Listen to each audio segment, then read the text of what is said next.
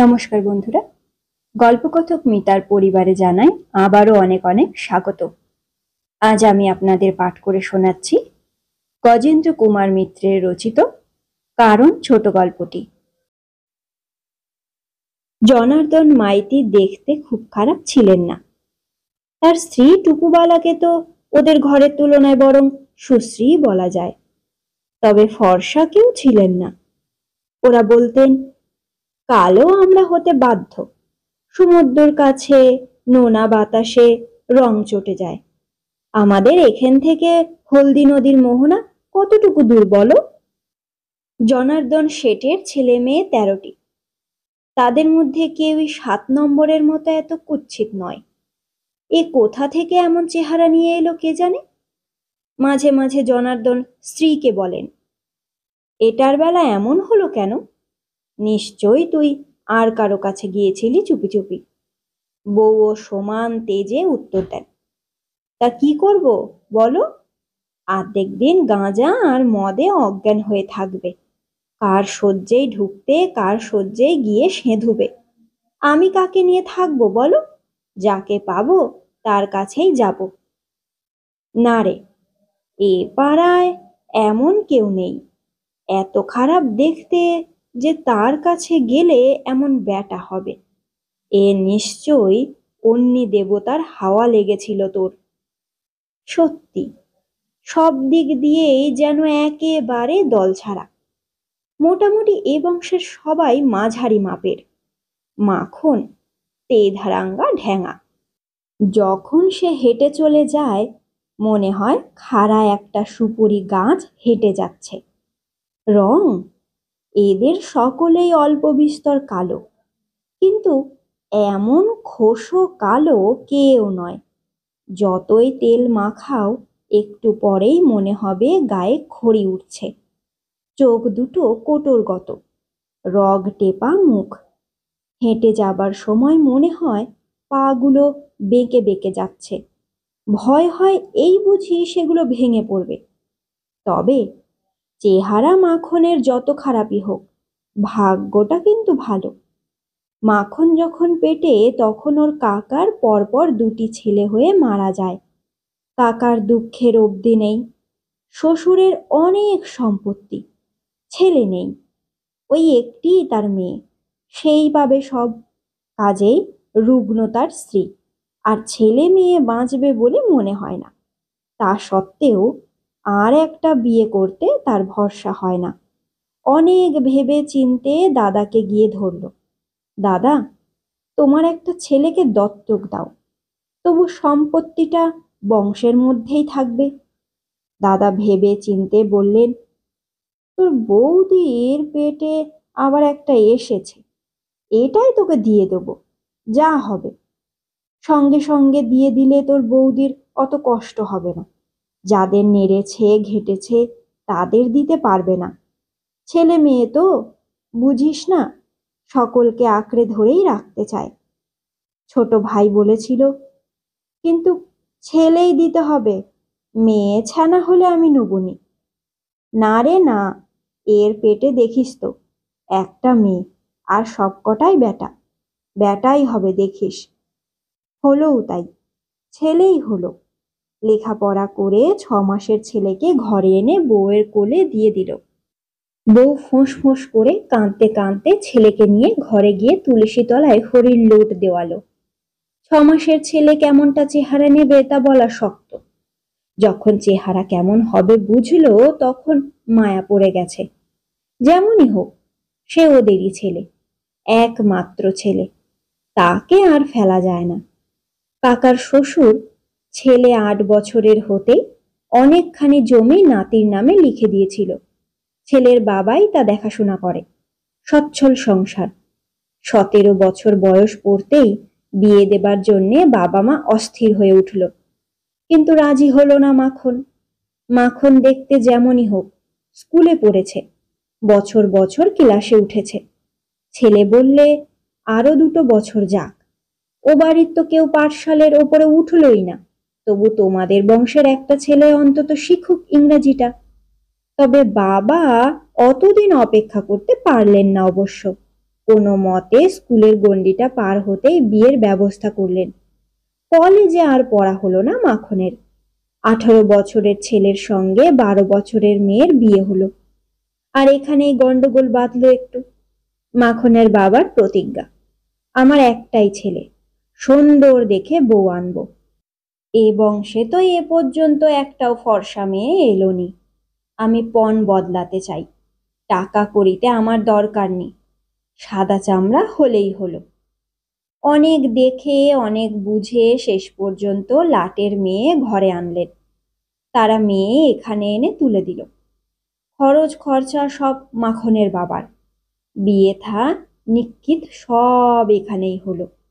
লাটের মেয়ে কথাটা অনেকেই বোঝে না। সুন্দরবনের লাট বা লট, এই জমি যারা ইজারা নিয়ে চষে, বা কাঠের ইজারা, কি মধুর চাষ, এই তাদের জীবিকা। ওই জায়গা থেকে এমন গোবরে পদ্মফুল কি করে যে ফুটলো, তা নিয়ে সকলেই অনেক আলোচনা করলেন। ঈর্ষিত সকলেই, শুধু রূপ নয়, ওইটুকু মেয়ে এসে পর্যন্তই ভূতের মতোই খাটছে। রান্না বাড়া থেকে সবজি চাষ, মায়ে তাল পাতার পাখা তৈরি করা, তা 10-12 খানা হলেই হাটে গিয়ে বিক্রি করা যায়। সব দিক দিয়ে খুবই লক্ষ্মী। ক্রমশ বাবা মা নাতি নাতনির জন্যেও ব্যস্ত হয়ে পড়বে বইকি।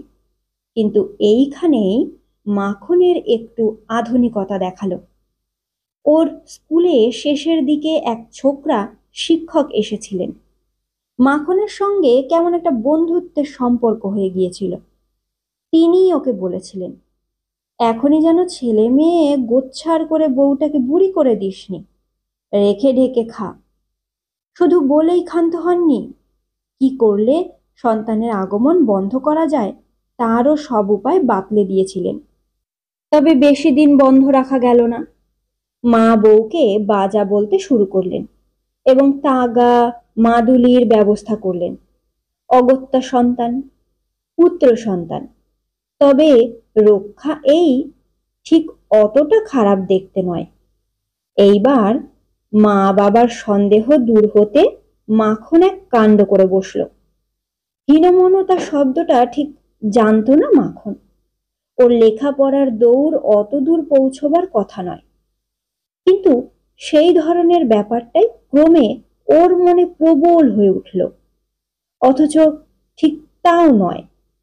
ওর যেন সর্বদাই বউয়ের কাছে নিজেকে অপরাধী বলে মনে হতে লাগলো। সে ওর যোগ্য নয় কোনো দিক দিয়েই।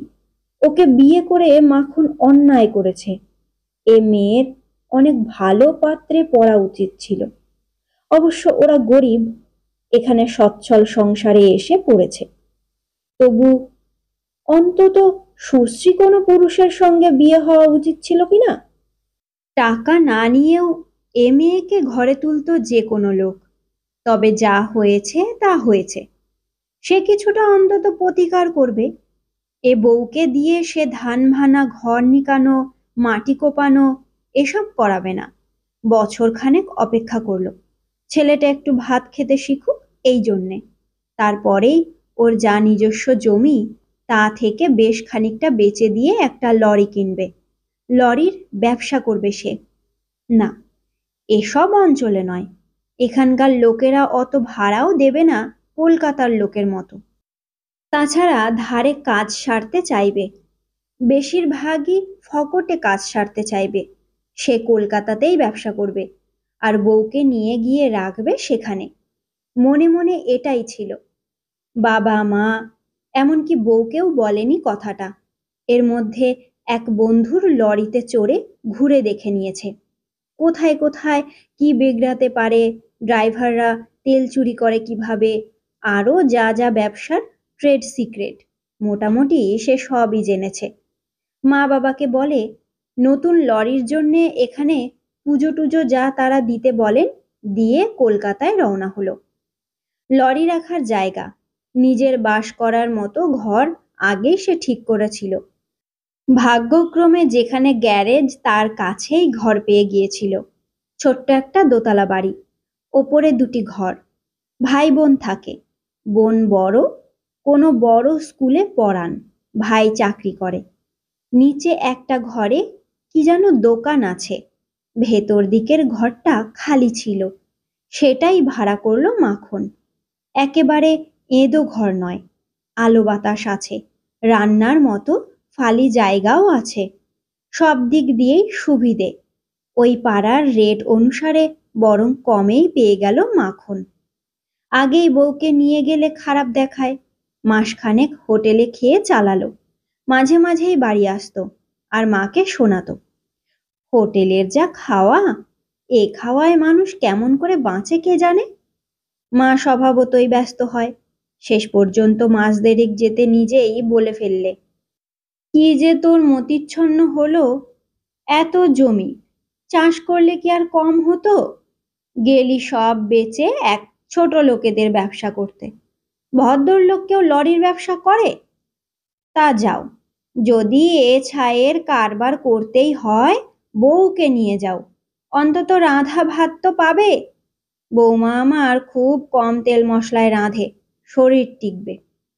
মাখন একটা হাই তুলে প্রায় জলহস্তির মতো হা করে বলে, তা ছেলে? মার মুখ বিষণ্ণ হয়ে যায়। ছেলেটার কথা ভাবেনি আগে। খানিকটা চুপ করে থেকে বলে, তা ওইটুকু ছেলে, মার কাছে তো রাখতেই হবে। তোমার কাছে রাখো না। যা, কি যে বলিস, এখনই ছেলে রেখে যেতে পারে মা? তোদের কাছেই রাখ, আর একটু ডাগর হোক, তখন আমি রাখতে পারবো। মা বুঝতে পারে না, বউও পারে না, মাখন কেন ছেলেটাকে রেখে যেতে চায়। প্রথম সন্তান, মায়া দয়া নেই? কে জানে ওর পেটে কি মতলব কখন ঘোরে। মা বলে মাখনের বাবাকে, রেবতী সংসারী মেয়ে, তার সংসারেই থাকতে ইচ্ছে ছিল, মাখনের জবরদস্তিতেই আসতে হলো।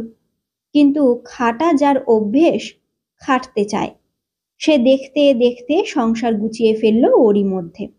মাখন জিনিসের মধ্যে অনেক এনেছিল, খাট আনেনি, ভালো তক্তাপোষ, বিছানা, ছেলের বিছানা, মা তার মতো ছোট মশারি, দিনের বেলায় মশামাছি বাঁচাতে। সংসারে যা লাগে তাও ভেবেচিন্তে ওর বুদ্ধিতে যা কুলোয় সব এনেছে। মা বাসন কোসন অনেক দিয়েছেন, মার কড়া হাঁড়ি পর্যন্ত, কিন্তু তাছাড়াও অনেক লাগে, খুঁটিনাটি। অবশ্য একতলা বলতে এই তো একটু ঘর, রান্নাঘর নামমাত্র, উঠোন মতো আছে তাও সংকীর্ণ, কারণ ওইখান দিয়েই বাড়িওয়ালার যাতায়াতের পথ, সিঁড়ি। তবু ওরই মধ্যে যতটা সম্ভব সুন্দর করে ঘর সংসার গুছিয়েছে রেবতী, আর সেটা চোখে না পড়েও উপায় নেই। ওপরে আছে পূর্ণিমা আর শোভাময়। পূর্ণিমা একটি স্কুলে পড়ায়, শোভাময় সম্প্রতি সরকারি চাকরি পেয়েছে। পূর্ণিমাই বড়, অল্প বয়সে বাবা মা মারা যেতে সেই ভাইকে কলেজে পড়িয়েছে, এতদিন সংসার টানছে।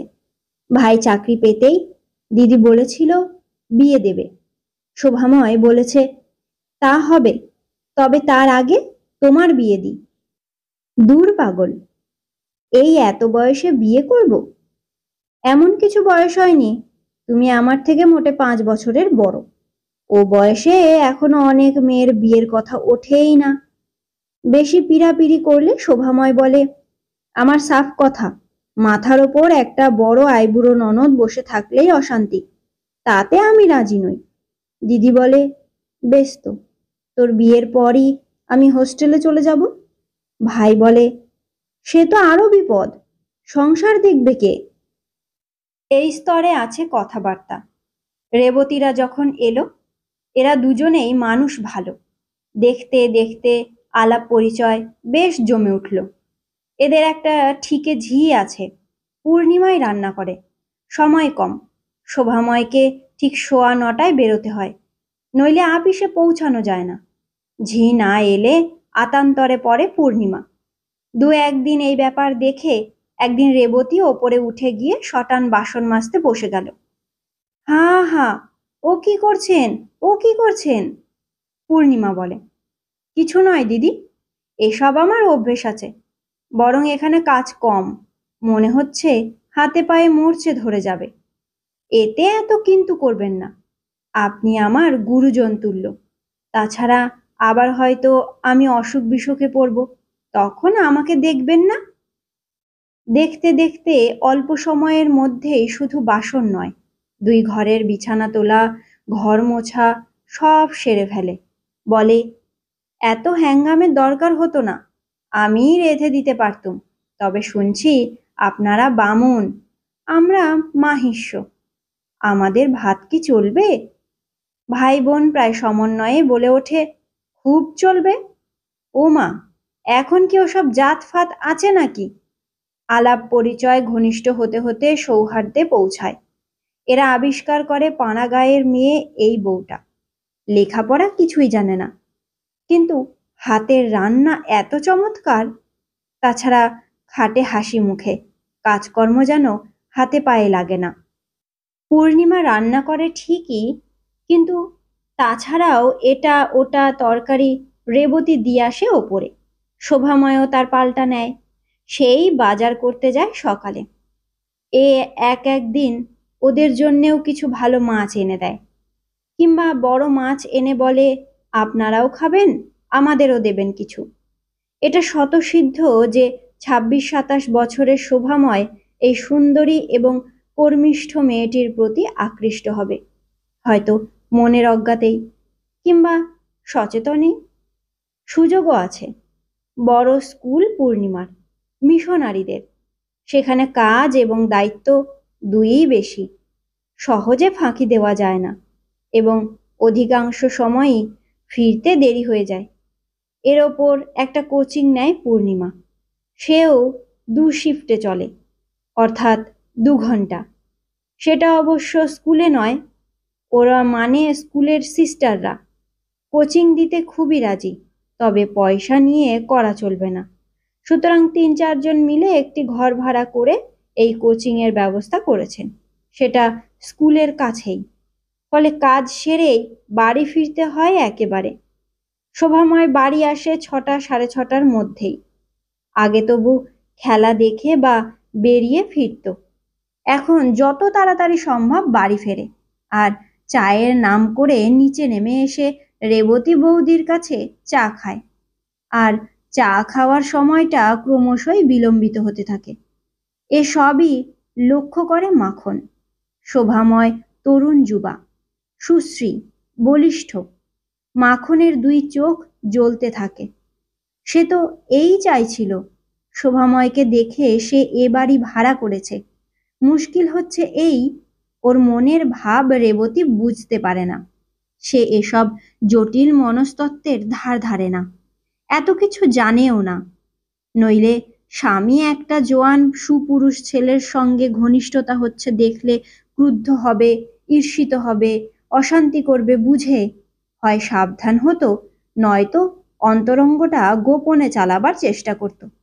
সে সহজেই যত্ন করে শোভাময়কে এটা ওটা খাওয়ায়, গল্প করে।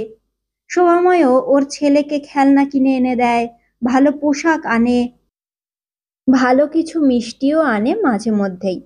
চুনো মাছ খেতে ভালোবাসে রেবতী শুনে বাজার থেকে প্রায়ই চুনো মাছ কিনে আনে। মুশকিল হলো এই, মাখন মুখ ফুটে কিছু ঠিক বলতে পারে না। সে যে এটাই চেয়েছিল তা কেন বোঝে না ওর বউ। এক এক সময় যেন রেগে যায়, এ মেয়েটা কি এত অবসর, ও যে তবু এদিকে এগোতে চায় না। মাখন বুঝতে পারে না যে রেবতী কেন, লেখাপড়া জানা শহরের মেয়েও ওর এই বাঁকা বিচিত্র মনোভাব বুঝতে পারত না। মাখনের এই বিচিত্র অপরাধ বোধ কেই বা ধারণ করবে? এমন সুন্দরী মেয়ে ওর হাতে এসে পড়ল।